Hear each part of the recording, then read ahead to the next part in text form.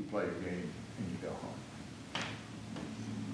I think it's all depend on the format of the tournament.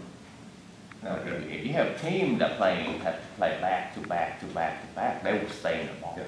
Yeah. If they have 2, 3 We're hours talking in between, And Oh, tournament for the time too. Yeah. You know, it Do y'all never play feels tournament ball that there? yes, not on the Buford. We No, no, have mostly. played, I Yeah. hosted a Scrimmage? state tournament on Buford Park. But the play gate, you know, there's no fencing. Yeah, and we put up a temporary fence that year, which was, I mean, we had a couple of incidents, but other than that, it was a great year. That's really the only tournament I've held at Buford. Other than that, Kevin, we work it out and can go to Coleman Park and play all of our, use several fields out there. Yeah, the For a fencing and tournament. the gate fee issues is a big problem. Yeah. It's just, you to it from all sides. Yeah. Yeah, from here, yeah. My name's Micah Perez. I'm a landscape architect with MHS Planning and Design out of Tyler. Okay, you've been listening to people all day long. I have. We've had quite a bit of input. A lot of different people have come out today to give us their ideas of what needs to happen with this park, and I think we've come up with a few good solutions. So I'll walk you through main concerns with the Stew Festival. Seem to be handicap parking, which is something that they're going to definitely look into and address. We have definitely added some parking that would be close to the area, that would be easy for handicapped people to access. Also, the bathroom facilities seem to be an issue, and that's something that they'll definitely look into for next year. But for the rest of the year, a few different things that we've talked about are new restrooms and concession stands for the softball and baseball fields, and also for the playground. Also new spray pad. We're going to remove the old metal playground and add a spray pad, splash pad in that area. Lighting and irrigation, especially for the trail, for the lighting and irrigation for any sodded areas really around the playground, around the new pavilion that we have. An overall tree planting, because a lot of the trees that we have are so important and also so mature, need to do a big push on a lot of tree planting to really make up for when those trees do pass. You'll have already mature trees to replace them. A new wooden playground whenever this playground that's existing is no longer functional. We also talked about girls' softball fields, how they need to be completely revamped, add new bleachers in that area.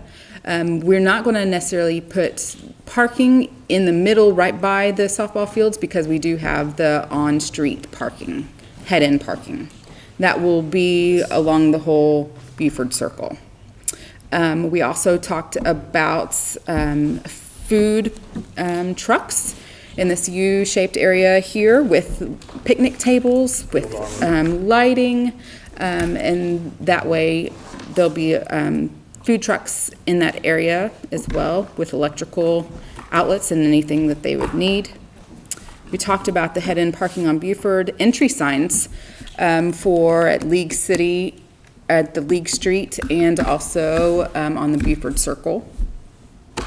We talked about redoing the basketball court, putting a pony wall and plexiglass around it, and it also could serve as soccer-like fields, several of those. We talked about upgrading the skate park, removing the boulders. And really that is all for the revamping of what's existing, because it's already such a great design. We're really keeping most of the structures there, just revamping all of it. However, on the southwest side, we are talking about having Bright Star having baseball field there for the handicap league.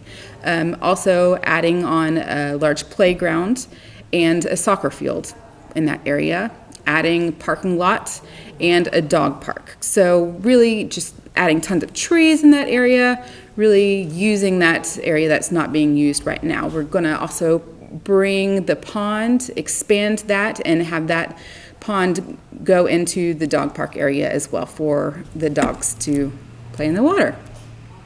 That area will also have a restroom and concession stand as well. So I think we have a really good plan. I think this is going to be a good place to start from, and we've gotten a lot of good input from everybody, and we really appreciate the community coming out to help us know what this community really needs for this park to be successful. Sounds like a great plan. How soon can we get started? How much money have you got? This, you hit the nail on the head. It's a plan. And it's probably a 25-year plan by the time we get it all done. Some of it will move ahead quicker. For example, the Bright Star baseball field, they've already raised $120,000 to go toward the field. Other things will be, incremental. We'll put in a few more lights here and there and a little electrical. And you'll start seeing some things fairly soon. Others might not see for decades. Okay, this is number 2 out of 3. Mm-hmm. Yep. The next one is February 10th. 7th? Mm-hmm. February 7th, and it'll be for Coleman Park. Okay, let's back up just a little bit back to Pacific Park, Graves Building. Right, so we finally sold the property out in Ridgeway. We finally closed on that property in December, and so it's time for us to hire an architect to actually produce the plan for the Graves Building. We'll probably do that in February.